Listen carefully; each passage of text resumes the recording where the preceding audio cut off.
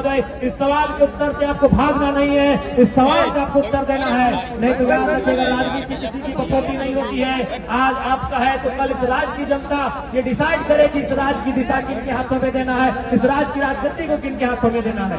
आज 6 करोड़ का आवास, 6 करोड़ का महल दिया गया है रहने के लिए, और उसी राज्य में जो अपंग है, जो अपाहिज है, जिन्हें हम दिव्यांग नाम दिया गया है, जिन्हें दिव्यांग कहा जाता है, जिनका हाथ नहीं है, जिनके पांव नहीं है, जिनकी आंख सलामत नहीं है, जिनके शरीर का कोई ना कोई अंग सलामत नहीं है, आज वे लोग पेंशन पाने के लिए आंदोलन कर रहे हैं। आज कई महीनों 80 किलोमीटर इस पद यात्रा में छठे दिन विधानसभा के ठीक सामने पद यात्रा एक झंडा के रूप में इस कार्यक्रम में उपस्थित सबसे पहले उन तमाम साथियों का जिन्होंने डुमरी अनुमंडल डुमरी प्रखंड के विनोद बिहारी महतो चौक से लेकर रांची राजधानी विधानसभा के ठीक सामने इस प्रांगण में 180 से लगभग 200 किलोमीटर की यात्रा तय करके आए, जिनके पांवों में छाले पड़े, जिनके नाखून, जिनके पांवों से खून की धाराएं बहे, जिन्होंने अपने ठंड के महीने में आज इस कड़कड़ाती ठंड में जिनके माथे से बदन से पसीना बहा, उन तमाम साथियों को, उन तमाम भाइयों को, उन तमाम बहनों को जो पदयात्रा के माध्यम से इस राजधानी तक पहुंचे हैं, उनको हृदय दिल से आभार, अभिनंदन। निसंदेह आपने बहुत ही कष्टकारी यात्रा का अनुभव किया, और मैं उम्मीद करता हूं कि आपने पिछले 6 दिनों से जिस पद यात्रा के माध्यम से राजधानी तक चलने का काम किया है, आपकी वो पीड़ा, उन छात्रों की पीड़ा जो आपके ही घर के छात्र हैं, उन किसानों की पीड़ा जो आपके अभिभावक स्वरूप हैं, उस राज्य के निवासी जो स्थानीय नीति की मांग को लेकर 25 सालों से इंतजार में है, जो आपके लोग हैं, उनकी पीड़ा से शायद आपकी पीड़ा थोड़ी कम होगी। मैं उम्मीद करता हूं 6 दिनों की पीड़ा आपकी शायद आने वाले 6 दिनों में आप विश्राम के माध्यम से शायद आपको वो पीड़ा में राहत मिल जाएगी। लेकिन फिलहाल जो छात्रवृत्ति नहीं मिली है, फिलहाल जिस राज्य को स्थानीय नीति नहीं मिली है, फिलहाल जिस राज्य के युवाओं को नियोजन नीति नहीं मिली है, उस पीड़ा का अनुभव हमें करना है, उस पीड़ा को भी हमें अनुभव करना है। तो आप सभी साथियों का अभिनंदन जोहार, साथ ही साथ मीडिया के बंधुओं आपका अभिनंदन जोहार, जेल कैंप परिवार के सभी पदाधिकारी, तमाम सभी विंगों के पदाधिकारी, केंद्रीय, प्रखंड, जिला स्तरीय पदाधिकारी, सभी का अभिनंदन जोहार। महिला विंग की तमाम महिला नेत्रियों का धन्यवाद, आभार, जोहार, अभिनंदन। जैसा कि आप सभी जान रहे हैं, आज हम सभी एक लंबी यात्रा के बाद राजधानी पहुंचे हैं। आज 180 किलोमीटर की दूरी तय करके हम सभी राजधानी पहुंचे हैं, और आज इसलिए हम यहाँ आए हैं कि इस राज्य के जिन्हें हम भविष्य करते हैं, इस राज्य के भविष्य जो आज वर्तमान में स्कूलों में, कॉलेजों में शिक्षा ग्रहण कर रहे हैं, जो अध्ययन कर रहे हैं, जो पढ़ाई लिखाई पूरी करने के बाद इस राज्य को संवारने का काम करेंगे, इस राज्य को संभालने का काम करेंगे, इस राज्य की उन्नति में आगे ले जाने का काम करेंगे, उन नौजवानों की, उन बहनों की, उन भाइयों की जो स्कॉलरशिप नहीं मिली है, हम उनकी आवाज बनकर 180 किलोमीटर की यात्रा करके यहाँ तक आए हैं।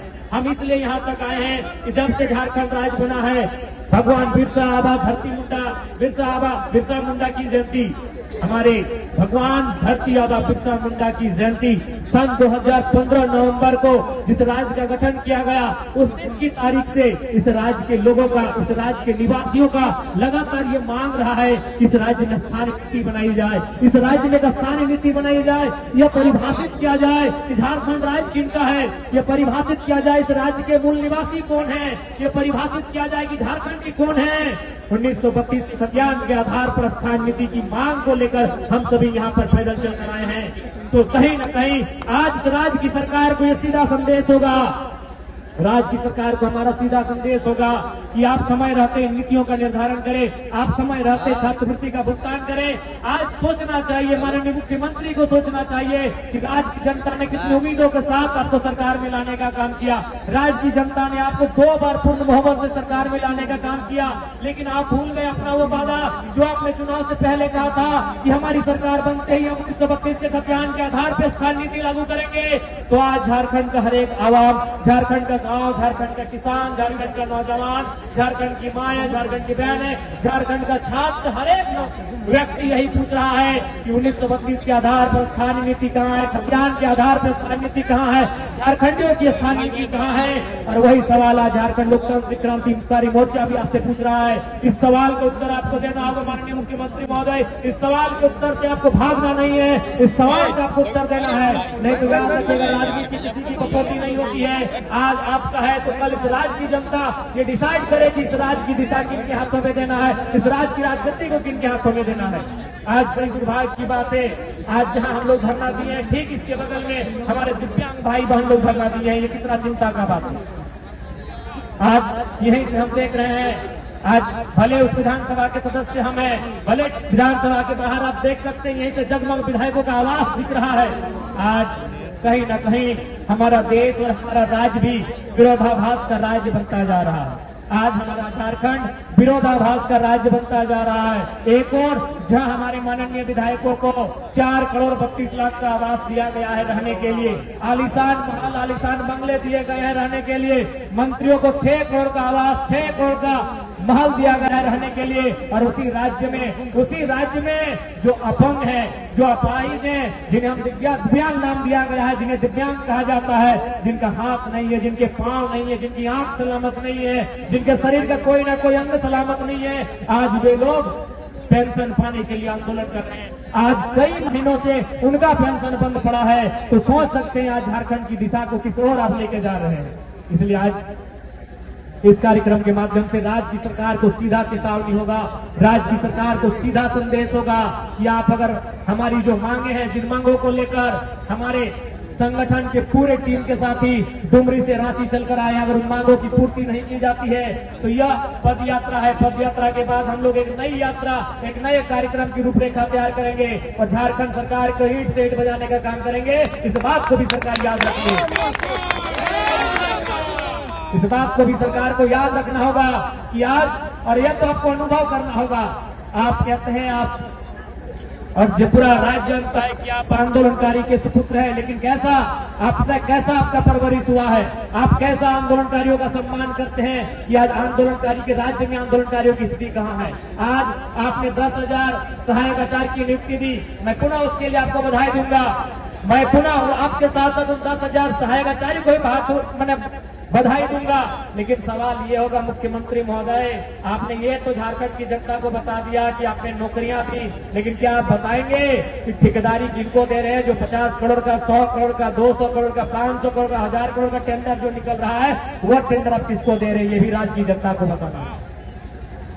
आज एक उपायुक्त के बगल में, उपायुक्त के पीछे, डीसी के पीछे, डीसी के आगे, डीसी के दाएं, डीसी के बाएं जो व्यक्ति खड़ा होता है, जो काम करता है, वो आउटसोर्सिंग के माध्यम से आता है। ये भी आपको बताना होगा कि झारखंड की कितनी आउटसोर्सिंग एजेंसियां झारखंड की सक्षम है। उन आउटसोर्सिंग एजेंसियों के माध्यम से चयन होने वाले कितने नौजवान, कितनी बहनें, कितने भाई झारखंडी हैं, ये भी आपको बताना होगा। केवल नौकरियों में आप झारखंड को केवल ये मत दिखाए कि नौकरियों में, नौकरी के अलावे भी जो आउटसोर्सिंग एजेंसियां हैं, जो ठेकेदारी प्रथा है, वहां झारखंड के लोग कितने हैं, यह भी आपको बताना होगा। इस बात को आप नहीं भूल सकते हैं। आज बिल्कुल ये दुर्भाग्य की बात है, 25 सालों के झारखंड में अगर कुछ बदला है, इन 25 सालों के झारखंड में अगर कुछ बदला है तो केवल नेताओं का जीवन बदला है। इन 25 सालों के झारखंड में कुछ बदला है तो विधायकों का जीवन बदला है, सांसदों का जीवन बदला है। वो चुनाव जीतने के बाद हार भी जाते हैं, उनको आजीवन लाखों रुपए सैलरी दिया जाता है, उनको आजीवन लाखों रुपए की सैलरी का भुगतान किया जाता है। लेकिन आम जनता का जीवन कितना बदला है? आज आम जनता केवल छात्रवृत्ति